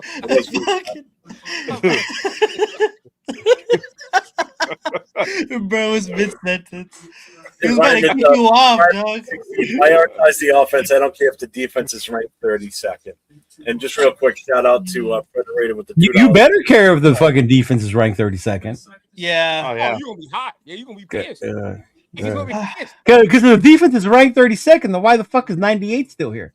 We're the Bengals. Exactly. We'll be the Bengals. Yeah. That's who will be our QB next year. How many games do you anticipate? It's got a point here too. You know, they're asking everybody saying, "Well, who's going to be our quarterback? Who's going to be our quarterback?" If it's how many games do you think we're going to win with or without Mendoza? Seriously, that's what he's saying right here. So you think Kubiak's taking this job with them saying, "Hey, I promise you, if you take this job, you'll get Arch next year. I promise you." You think that's what they're saying in there? That's what I'm saying. Like, I already know that it's a foregone conclusion. I wouldn't be mad that we're getting Mendoza. I wouldn't be mad if that's the case. I would be fucking. That's what this guy. That's what this guy thinks. I told you. That's what I think. Bro, that's what I think. Getting one of those from the man who says they're not in there the tanking's not real. They're trying to win. You know, goddamn well they're not in. 9 to 10 games with Mendoza. I've only said tank for one other player, and that was Caleb, right? But if we're in it to go get Arch, hey. No, trust me. I hope the kid's good when he comes out of college. If we end up with him, I hope he's takes us to 20 Super Bowls. I don't give a shit how many. Yeah. I hope he does. I don't want to see him do bad for us. I have no desire to have that happen. I don't hate the kid. If we end up drafting him, I'm going to support him behind 100%. I was the same way last year with Genty. I didn't like the pick at the time because of what we didn't do in free agency, and I called it then that we're going to be bad because we didn't address the offensive line. And how were we during the season? Rundown. You want to give me an update on how we were with the offensive line throughout the season? Oh, thank you. Yeah. The guy was a running back. He knows Alex Papa. Say if they address this, right, Jeff, and which I would think they would do if they. Let's just say we're be smart Raider fans for a minute. Because the dumb shit that we usually do is you take a quarterback and fix nothing. But let's just be smart. Right? Same. Let's be smart. So say if they actually were like, nah, bro, we're gonna do what the Bears did. You know, spend that money, get the offensive line correct. You know what I mean? So if they did those things, are you more comfortable with taking him? Oh yeah, 1,000%. Yeah, definitely. I'll be his biggest fan at that point. If I feel comfortable with what we bring now, again, it's going to be what we bring in for offensive line and free agency. Right. If it's good, viable guys that I know are going to make a difference, and we have the right fucking Alex Kappas. Yeah, we have the right coach that's going to coach them up and do his job. Unlike Brendan Carroll, didn't do his goddamn job, but still hasn't been fired yet. Okay, if that's done, then I'll be his biggest fan. I'll be his cheerleader. I'll be all for him. Would you buy his jersey? No, I won't. I don't buy jerseys. I've already told you that. I have to get my grandma the jersey because that's her last name. So is it really? Yeah, dead ass. So no wonder you laughed the other day when I said your last name's Z. You gonna go get that jersey. Bro, if my last name wasn't Johnson, it would be Mendoza. Dead ass. I'm not just saying that because Fernando is the guy. Like I'm dead ass Latino. Some people don't know. But yeah. Y'all don't know that about Rundown. Yeah, bro. I thought Rundown was AI. Oh yeah. Well, you know. Well, hey, Severe, bro. That's where I'm with you. We wouldn't be able to take Adrian Peterson anyway. We already got him on the roster, right? I mean, that's true. Everybody said it. Everybody said it, right? We already got Adrian Peterson on the roster, so why would we have to take that? But and we got Megatron too. Hey, right, Leo? Right, Leo? We got Megatron. We got the next coming of Randy Moss and Megatron. Right. Yeah. Yes. We need Fernando to bring out his potential, bro. Bro, that's Megatron. That's what I saw on TikTok, bro. That's what everybody was saying. Nation, Raider motherfucking nation. Don't you all know? All you gotta do is go out see this guy. Calvin Johnson, like when you went to Toys R Us and got the actual Transformer Megatron, and then Thornton's like when you went to Big Lots and shit and got that. Man, that's fucked up. I just told my I never had the real Voltron, man. if we go Fernando Mendoza and you pair that with my boy Jacoby Lane, ooh. Hold on, that's who you like? You're okay. Oh, come on, Mike. You know Mike, man. He a USC guy too. He liked Jacoby Lane. I like Lane. USC homers. I am a Denzel Boston guy though. I am a Denzel Boston guy. That motherfucker right there. Shout out to G Fam with a $5 super chat. He said it's all good, Jeff. Love the Raider conversation, brother. And still love you. Hey, Jeff, you brought up Carroll. Megatron with no hands. There's one coach we haven't talked about yet that I think is going to be important to this, and it's an offensive line coach. Yeah. Right? Like who's going to coach our O-line? Bro. So there's one dude can bring the Seahawks guy. So I'm hoping, you know, the guy over in Buffalo that was with McDermott. That dude, I like him. You think about what he did with Buffalo on that O-line and their run game. That's true. I would low-key want who Clint has right now as the Seahawks offensive line coach. Because you keep that, right? But at the same time, think about last year Seahawks offensive line was ass, wasn't it? They were trash. So the turnaround that they've done this year. Yes, Drake May was a better prospect. That's tremendous. I was going to say, yeah. Can I just say something about him real quick? And I think this is going to be a huge testament as to how good he really is. Yes, he was. Yeah, Drake May. Pay attention to this weekend's game with Kubiak. Okay? Because Charbonnet is done for the season with an ACL. He's down to one running back right now. He's down to Walker. Let's see what they come out with a game plan because they don't have that 1-2 punch right now that they have with Charbonnet and Walker. He's kind of one that running game. That other kid's not that bad. What's his name? Yeah, but he's no Charbonnet is what I'm getting at. So let's see what type of game plan he puts up against the Rams. Valence Jones? It's going to be a true test, too, against that Rams defense because they're no joke, too. You know, that's going to be still a tough game. It's a division game, so it's a rival. You better get used to having a one running back because you ain't got two in Vegas. Well, you better start getting two. We better get another one. Honestly, I really want to get another one. Yeah, you better get two. I'm really going to pay attention to that game because I want to see what he does for a game plan with him being down a running back of Charbonnet's talent. That's a huge piece that they're going to be missing right now. So it's going to be good to see. One thing, too, though, about this game, and people got to remember, it's a division rivalry. These dudes know each other so well. The Rams know them really, really well. They know the Rams really, really fucking well. This isn't in the Broncos. This is a totally different beast. Yeah, it's Valence Jones, former USC chosen. It is Valence Jones. No, but dude, I was watching the Bears Rams game, and I was like, "Fuck." Me and Rundown were talking about Kyle Monangai. Oh my god! Dog, come on, bro. This is so terrible, dog. We could have took 2 swings last year. We should have.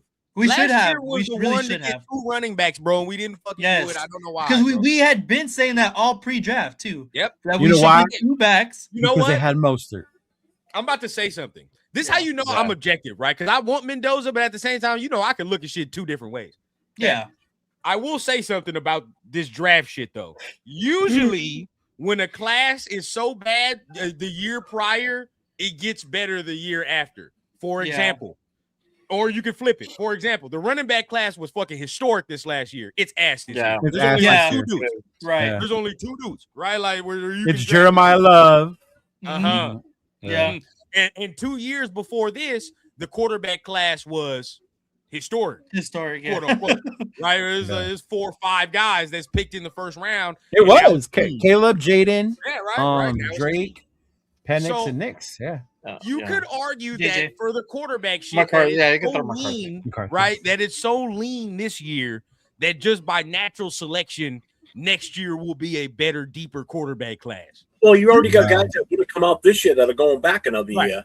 You know, Oh my God! If Norris Sellers hits in the NFL, I'm gonna be fucking pissed. I'll tell you that right now. What? He scares me though, bro, because he goes. I know. Yes. Why did he go back to South Carolina? Like that's the dumb shit that got on my nerves with that, bro. I don't like. You know who I want? No, Arch, baby. Arch. No. Arch. You know who? What? You know who I want? And who's gonna be much better this year? Sam Levitt. Oh, from Arizona State, they love Levitt. Yeah, bro. Sam Levitt. If Darian Mensah do what the fuck I think he can do in Miami, he gonna be right. He's gonna be straight. Mensah gonna cook in Miami, especially with that young receiver. Jesus. Well, I Christ. don't know. I think Tony entered the trade. No, that was different. No, that was fake. That was fake. Never mind. And who did Indiana sign as their quarterback? Josh. Josh who? I thought it was Braden Sorsby. Nah, Sorsby. Oh, Sorsby went to Texas Tech. There you go. Oh, Texas Tech. That's right. That's right. Texas Tech. See, you can see that's what I'm saying. We don't need Tom Cable as the O-line coach. Boy, there's your boy. Can come out next year if you think he's ready. He won't be ready. He won't be. CJ Carr. I don't think he's ready either. He's like, what's his name from Michigan? He was a true freshman. Yeah. Mike Underwood? Underwood. Like Underwood. They're both really young. Yeah. He need a couple more years. You know what, bro? Y'all want to wait so goddamn long. You know, y'all want to keep kicking the can down the road. I can wait for the dude at Cal if that's what y'all want. I can do it. 4 years. Oh, I heard about him. Take JKS. But hey, no, but we don't go by your logic. If we take Mendoza and he don't work out in 4 years, we can take that kid from Cal. We can take it. And guess what? If John Spytek do what he's supposed to do, the team is built better at that time. Mm-hmm. And you fuck around to take a better quarterback. It's okay, man. It all points to quarterback first round. Yeah, isn't that Samoa's like nephew or something like that? Who? JKS. Is he? Yeah. Oh. Or no, Fitz. I think it's Fitz. Yeah, it is Fitz. It's Fitz. Yeah. Fitz's nephew. Yeah, it's Fitz's nephew. Yeah. Yeah. He's crazy, bro. Ain't he a lefty too? He's fucking crazy. He's crazy.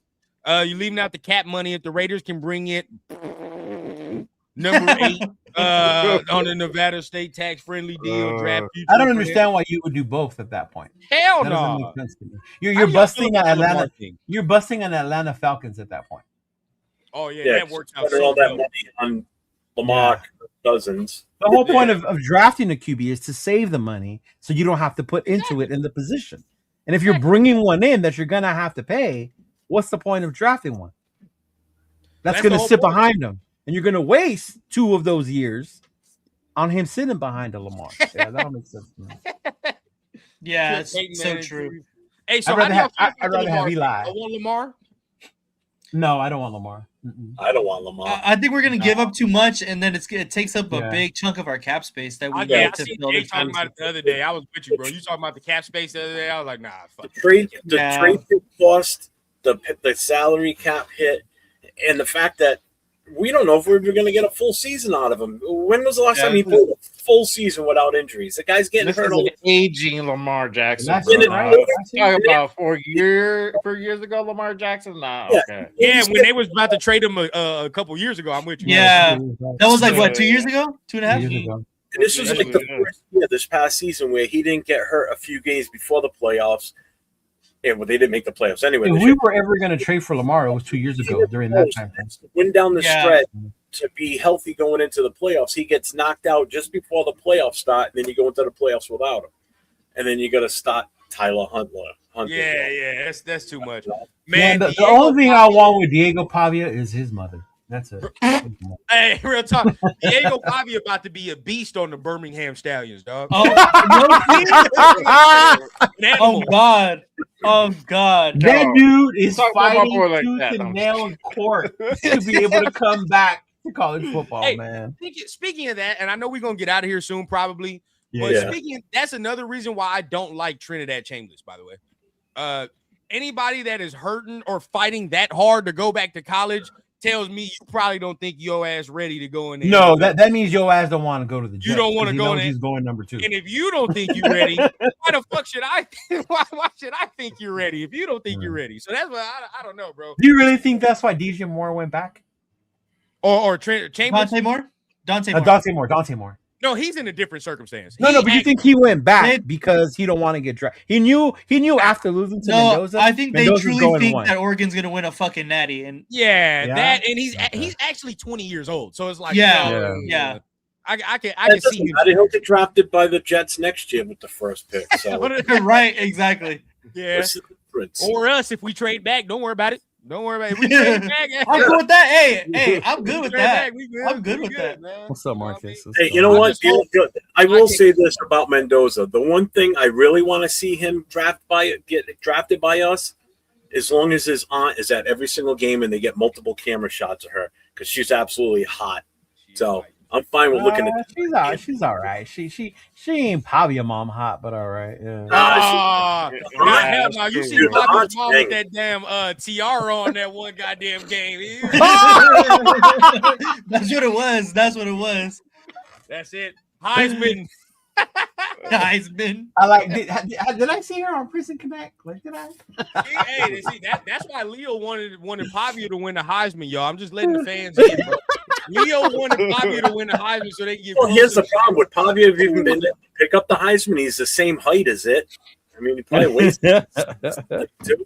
Agreed, Severe. Chambliss if he's not a first rounder, it's a complete waste. Complete waste. You gotta be a first rounder, bro. Oh yeah. Mm-hmm. Wait, is that? Hey, is that who you're talking about? Leo post for the Heisman. Calling that? How to make it his aunt? Is that who that is? Abella Danger is Carson Beck's girlfriend. No. Right? Is it? Abella Danger was a porn star that they caught on camera the other day. Yeah, look up who's he dating. No, he's dating the basketball girls. Yeah. From the University. Oh no! Leo's on to something. Leo's on to something. I know because I don't know the tabloid side of stuff, but my girl does. So when there's like social media, that was fucking AI. That was AI. Boy, Carson Beck out there getting it in, ain't he? He's getting it in. Yeah. I can't be mad at you. He's dating one of the basketball girls from the University of Miami. I think that was one of his little, that's a side piece, dog. Yeah, that side piece. Side piece. He got the main. He got the main on there. Yeah. What's her name? She was a porn star. Oh, I guess they broke up. They broke up, right? I guess it doesn't fucking matter. I don't care. She's not even a current student at Miami. She went there for the game. It ain't because of what you think, man. There's a guy on Instagram. He wears a silk jacket and he does reviews like if they were an NBA star. Oh, my boy Terrell. Yes, I love watching him do reviews, bro. Hey, it's a little lonely out in the ocean, you know. Oh shit! Hey, you see that? Say it again. All right, bro. Hey, don't let Severe and Leo and them see this comment right here talking about Mendoza ain't dating no women. Oh, I seen that. I saw Samoa put up a video about Mendoza getting interviewed that he don't want a girlfriend. He's focused on football, and it would be a distraction. I guess there was another story I heard. He was at the Heisman.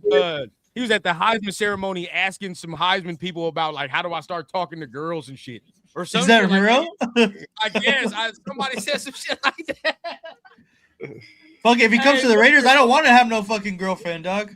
Hey, can you imagine him asking Cam Newton? No, that can be good or bad if we take him first overall. It can be good because he can be focused, but it can be bad because if he ain't never been to no pink, if he ain't never been to that shit, you know what I'm talking about? Hey, he was at the club. He was at the strip club. Hey, he's gonna get the Jimmy D special, dog, from the fucking. Coming to Vegas, the city itself could ruin him. Not even the team or anything. It would be just. What's that shit Chris always talking about? The Midnight Rose. The Midnight Rose. Now look, if my boy ain't never seen no shit like the Midnight Rose, that'd be different. So he's gonna walk into something and his mind's gonna explode because he's never been exposed to like that. He's gonna be like, "Whoa!" Leaking from his ears, Jeff. His brain matter gonna leak from his ears. Oh God, what we gonna do? So we gotta see. It might be one of the two. He's gonna go attend Derek Carr's church in Nevada. That's what he's gonna do. Hey, I don't go fuck dog. We'll build that dude a confessional somewhere in the locker room, dog. You know, like. Bunny. Yeah. That's what happened. Hey, fuck it. He went out there Fuck for it. her. She left that dude single in Miami with a multi-mil. Yeah. Real Hannah talk, huh? Kavinder. Poor guy. Won a national championship with near, that, yeah. bro. So fuck it. My steak too buttery, my lobster too fucking whatever it is. Real talk. Real talk. Man. Man, what? Y'all never getting him back. Yo, He's never gonna leave. He gonna turn into Tony Montana for real. Then he really gonna come out talking Spanish and all kinds of shit. Oh God, yeah, bro. With the grill and everything. He don't talk no Spanish till he get in Midnight Rose. Then all Right, of a sudden he's Rico Suave. Okay. Then he's Rico Suave. Chido, ¿qué onda? ¿Cómo estás, compadre? Oh shit! Who the fuck is that? Tell you, bro. Oh my God.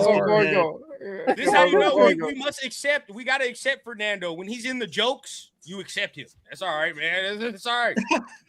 And that's why we said vibe aside. Hey, vibe aside, bro. Vibe aside. Yeah, Alejandro, I speak Spanish, bro. We ready to call it? Run through what everybody's got going on this week. Yeah, I mean, y'all, shit, as far as me, nothing. I'm chilling, man. I'm watching y'all. I'm watching the GOATs, man. Anytime y'all got shows, I'm tuned in. So tune into the guys, man. If y'all want some good Raider content, tune in to everybody here on screen, bro. Especially all the fellas here, man. Jeff always You mean I do know what I'm talking about, Rundown? I don't have to Oh, you know, there's going to be some people in here that talk their shit. Leo has to do some research first. And then you can get back on, Leo. Okay. Severe didn't need that information about Mendoza and the women. He didn't need that information. That's the last motherfucker that you need to hear that. But this is the other part that drives me crazy. We joke around about it, right? And then all of a sudden we're low IQ because he's a man of God. Bro, we're fucking joking. Jesus Christ. You know what? Fuck it. He gonna be tipping strippers and putting ones in their goddamn thongs, if that's what you want me to say. It's always the ones you don't fucking expect, dude. It's always the ones you don't expect. He's gonna be in there. Neighbor, I don't know what happened. He's a Catholic, bro. He can go ahead and ask for forgiveness. So, and if that's your reason for wanting him because he's a man of God, that's the only reason. Like, oh man, I don't know what to say. I hope when he gets drafted, Fernando come in here and he let a stripper slap some ass on his lap the first night he lands in Las Vegas. That's what I hope. All right, how about that? Early, huh? Get it out your system early. How about that? Man. And that's nothing but positivity for my boy too. I will gladly take him to Chicas Bonitas. Oh my Jesus Christ! Shit, we talking about that in Vegas. Shit, imagine in Oakland. Stop. So right there. Hey. For the rest of the show, man, or for the rest of the chat, y'all already know, man. Just tune into the guys, bro. You tune in to Jay, tune in to Leo, tune in to LV. I know LV and Jeff got a show tomorrow. You know what I mean? So y'all tune into the guys, man. Tomorrow Eastern, 7 o'clock Pacific. I will have a game set up again for tomorrow night too. Nice. I got to work on that tomorrow. Leo, you doing something on Friday with Will or no? Yeah, 12:30. Yeah. Yeah, my boy Will. To web channel for Friday. They usually do an afternoon show, him and Will from Silver and Black Podcast. Jay, you coming up this week or this weekend? I'll probably just do a show on Friday, bro. Friday afternoon before you. I will be on Friday night with the No Huddle on Friday night. So again, if you know anybody that's a fan of any of the other 31 teams in the NFL, make sure you have them check out my channel on Friday night for the No Huddle. We talk everything. I'm gonna come in with my Jared Stidham propaganda that night. Playoffs and the championship games this weekend. Have them pop in the channel. I'll bring them up on the screen. We can talk about that game. Want to come on and play in spilt milk? So yeah. Oh Lord. That's funny as fuck. Oh man. Hey, as far as me, man, just hit your notification bells, bro. I'm kind of random in the off season, man. Damn. Whenever y'all see news, see news from me, dog. So just hit the notification bell. Definitely on Monday though. I'll try to try to get something going. And on Tuesday, we're gonna try to get another State of the Nation with my boy Cheeto. Yeah. We'll set that up for sure. Yeah. Let's see what we can do. Yeah. And then we'll get turf one of these days, man. We ain't got turf. Turf is on one, bro. Turf. Yeah, I need your help, Nation. We need to bring back turf to the nation, man. Turf is far off.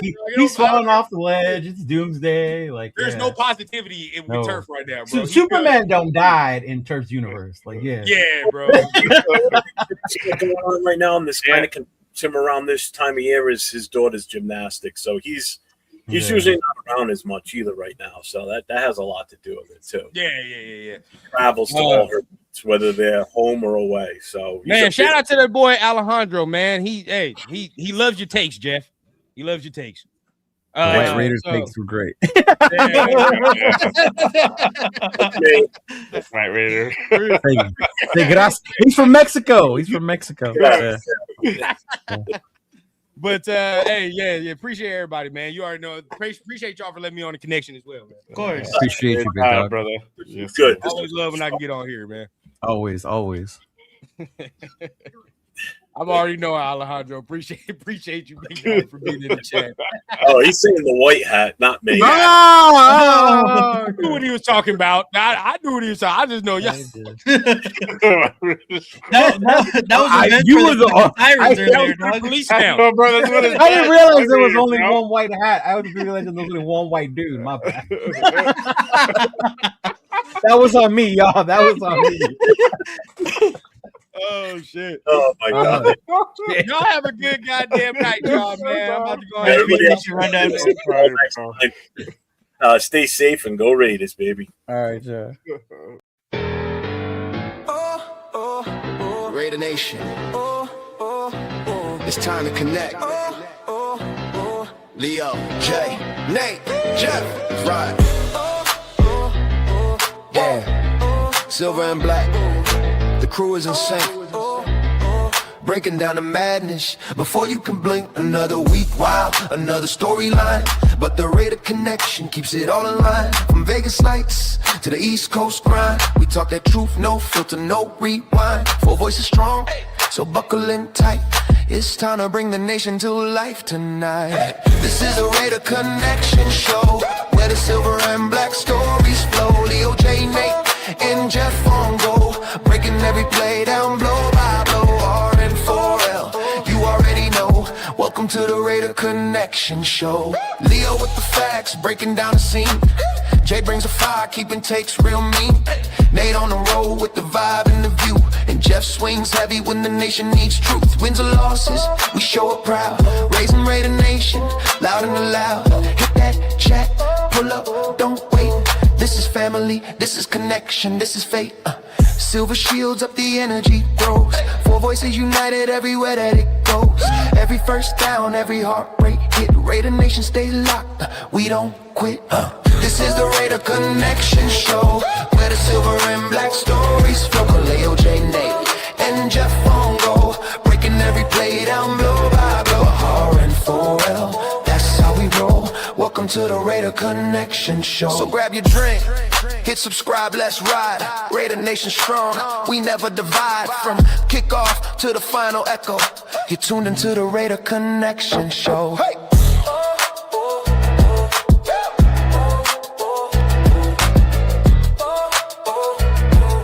You're tuned into the Raider Connection Show.